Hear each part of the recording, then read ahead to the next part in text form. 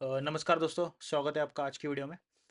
Tata motor का जो stock है अभी सुर्खियों में बढ़ा है बहुत ज़्यादा।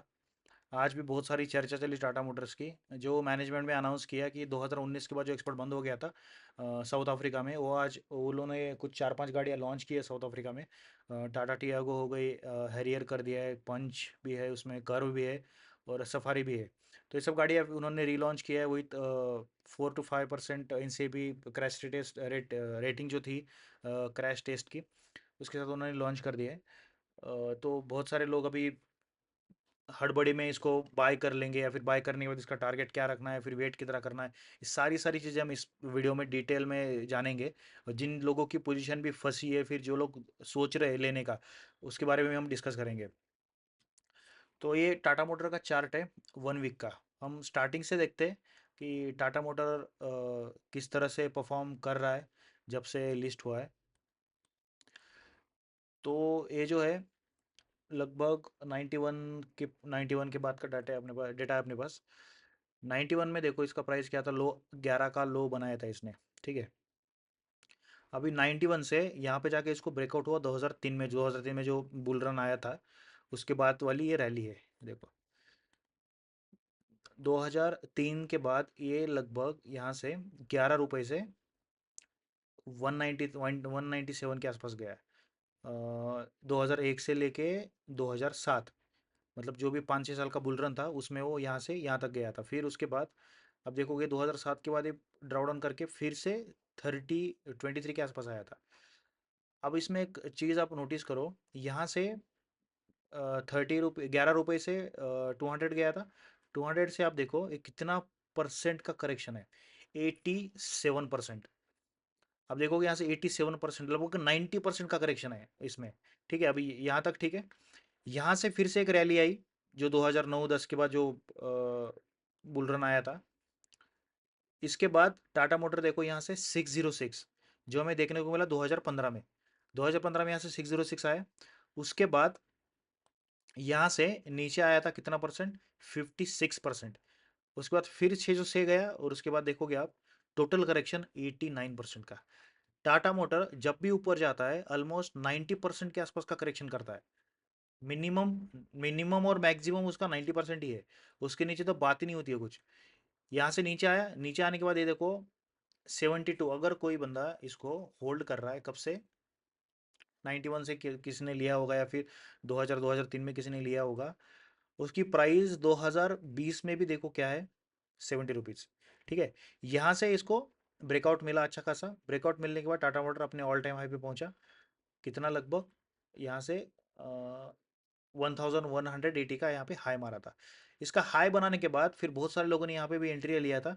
उसके बाद इसका लो देखो 543 का लो है, 53% वहाँ से, मतलब मिनिमम 50% तो कहीं भी नहीं गया। जब भी हाई ऑल टाइम हाई बनाता है उसके बाद 50% करेक्शन टाटा मोटर बनाता ही है। तो जब भी इसके बाद भी देखो यहाँ से अगर ऊपर जाता है ना स्टॉक, जो हिस्ट्री है उसके हिसाब से अगर हम देखेंगे तो स्टॉक जब भी ऊपर जाएगा, स्पेशली टाटा मोटर, जिसी को भी एक्वायर करना होगा जस्ट वेट, आपको उस प्राइस पे, उस प्राइस रेंज पे आपको मिल जाएगा वो।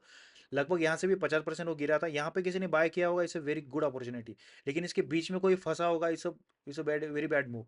अभी देखो यहाँ से ऑल टाइम हाई पे था, ऑल टाइम हाई के बाद अगर किसी ने उसका हिस्ट्री पता होगा, चार्ट, कोई भी चार्ट आप जब देखते हो या फिर कोई भी स्टॉक आप एक्वायर करते हो, उसके बाद उसकी पहले हिस्ट्री देखना। आईपीओ की अलग बात है, आपको बैकग्राउंड वगैरह वो सब बैलेंस शीट वगैरह पढ़ के कंपनी क्या करती है उसके बारे में जान के उसमें उसके अंदर आप पोजीशन ले सकते हो। लेकिन जो पुरानी कंपनीज है उसके अंदर तो भी कम से कम बैकग्राउंड का चार्ट वगैरह देख के, 1 वीक 1 मंथ का चार्ट देख के उसके बाद उसके आप एंट्री ले सकते हो। बहुत सारे लोगों ने यहाँ पे, कुछ कुछ लोग हैं तो 1100 1000 पे एंट्री है, 2-2 हज़ार के टारगेट के लिए बैठे थे कि यहाँ से 2000 रुपये टाटा मोटर देगा। लेकिन ऐसा नहीं होता है। टाटा मोटर का हिस्ट्री इतना डेंजर है, वो देख के किसी को मन नहीं करता लेने का। अब यहाँ से 55 50 या 60% के आसपास करेक्शन किया था। करेक्शन करने के बाद एक यहाँ से एक मूवमेंट मूवमेंट तो आई थी। आने के बाद भी ये देखो फिर से यहाँ से 743 का हाई बनाया था, उसके बाद फिर नीचे आया 630 के आसपास। और अभी जो न्यूज़ आई उसके बाद ये जो 2 महीने हैं, 2 महीने से टाटा मोटर थोड़ा सा हमें दिख रहा है बुलिश ट्रेंड थोड़ा सा बढ़ रहा है। ये देखो टाटा मोटर में ब्रेकआउट नहीं होता है। आप बोलोगे ना यहाँ से इधर से ब्रेकआउट होता है, आप सुनते होगे इस लेवल से ब्रेकआउट हो रहा है, ऐसा नहीं होता। ये एक प्राइस प्राइस बैंड पे काम करता है पूरा का पूरा। थोड़ा सा ऊपर गया ऊपर जाने के बाद उसको थोड़ा नीचे आने दो, फिर उसको बाय करो। बस इतना ही स्ट्रैटेजी है इसके अंदर। ये ऐसा नहीं है अभी आप सोचोगे यहाँ से चलो 740 750 यहाँ से निकल गया, ब्रेकआउट दे दिया और इसके बाद इसको हम बाय कर लेंगे। ऐसा नहीं है, जितना लो पे आपको इसको मिलता है ना, उस लो पे आप इसको बाय करो, तभी जाके इसके अंदर आपका पैसा बनेगा, नहीं तो फिर मुश्किल है। और जब जैसे जैसे अभी एक्सपोर्ट तो ठीक है, ईवीज गाड़ी बहुत सारी आ रही है अभी। टाटा मोटर बहुत सारी गाड़ियां लॉन्च कर रही है और बहुत सारे लोग देख रहे हैं, और फिर भी इतना स्टॉक का प्राइस बढ़ नहीं रहा है। कैसा है, कंपटीशन इतना बढ़ गया है ईवी में। बहुत सारे कंपनी सब, हर कोई ईवी बना रहा है। इलेक्ट्रिक जो जितने भी थे, मुझे लग रहा है ये सारा इतना खतरनाक बबल बन जाएगा कुछ दिनों में। इलेक्ट्रिक हो गया, सोलार हो गया, सोलार में भी जो ग्रीन एनर्जी सेक्टर्स है, इन सारों में लोग भर भर के बाय कर रहे हैं, इतना बाय कर रहे हैं, इतना बाय कर रहे हैं। स्टॉक मतलब कहाँ के कहाँ चले जा रहे हैं। तो ये सब मुझे लगता है कई दिनों के बाद बहुत बड़ा बबल बनेगा इसके अंदर, क्योंकि हर कोई नई कंपनी में आ रही है, बहुत सारी ईवीज की, वो लोग ईवी बना रही है, भले ही फेल हो प्रॉफिट हो। अभी ओला इलेक्ट्रिक ही देखो, ओला पहले कैब चलता था, अभी गाड़ियों में आ गया।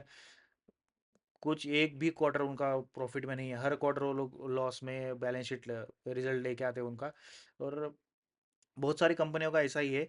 तो कंपटीशन इतना बढ़ गया, तो इसका मतलब ये नहीं कि इतनी गाड़ियां निकाल रही है तो चलनी भी तो चाहिए, बाय भी तो करना चाहिए।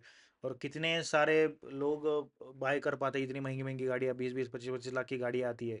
एक ऐसी भी आपको इलेक्ट्रिक लेना है तो जब जब एक्सपोर्ट मार्केट बढ़ेगा, बाहर की यहाँ से ज़्यादा गाड़ियाँ एक्सपोर्ट होना चालू हो जाएगी, तब जाके कहीं पे कंपनी का बिजनेस बढ़ेगा, और तब जाके कोई स्टॉक प्राइस बढ़ सकता है। उसके पहले तो कोई मुझे चांसेस लग नहीं रहे। और जहाँ तक अभी ये वाली न्यूज़ की बात है, इसको थोड़ा सा बढ़ने दो, एक्सपोर्ट स्टेबल होने दो। बाकी जगहों पे भी जहाँ जहाँ पे टाटा का एक्सपोर्ट था, सऊदी में भी बहुत ज़्यादा था, चाइना में भी बहुत ज़्यादा था, थोड़ा कम हो गया है अभी। तो क्योंकि चाइना में भी बहुत सारी गाड़ियाँ बन रही है ईवीज़, तो हर कंट्री में अपनी अपनी और ईवी इतनी ईवीज़ बन रही है, तो यहाँ से एक्सपोर्ट का भी इतना मतलब बन नहीं रहा है। लेकिन जितना ज़्यादा एक्सपोर्ट यहाँ से हो सकता है, उतना अगर हम कर रहे हैं, वहाँ पे अपॉर्चुनिटीज़ मिल रही है, तो स्टॉक प्राइस बढ़ने के चांसेस भी उसमें ज़्यादा रहते हैं। तो चलिए मिलते हैं, बस यही था टाटा मोटर जिस चीज़ को एक्वायर करना था उसका, यही है कि थोड़ा नीचे आने के बाद उसको बाय करो, और ऊपर जाने के बाद इसको बिल्कुल इसको हाथ मत लगाना। यहाँ से जाने दो, कोई दिक्कत नहीं है, 1000 2000 3000 4000 यहाँ से कितना ऊपर जा रहा है कोई मतलब नहीं है। लेकिन आपको इसको डीप पे ही बाय करना है, क्योंकि टाटा मोटर का जो हिस्ट्री है ना, बहुत डेंजर है। 90% स्टॉक करेक्ट करता है, 90%। हार्ट अटैक आ जाएगा इस बंदे को अगर 90%। 90% तो कोई रुकेगा ही नहीं है। लेकिन 90-90% अगर स्टॉक करेक्ट करेगा, तो आपको तो पता है क्या हालत हो जाएगी। तो इसको थोड़ा सा संभाल के इसके अंदर पोजीशन बना लेना। तो चलिए मिलते हैं अगली वीडियो में। वीडियो अच्छा लगा तो लाइक करना, सब्सक्राइब करना। राधे राधे।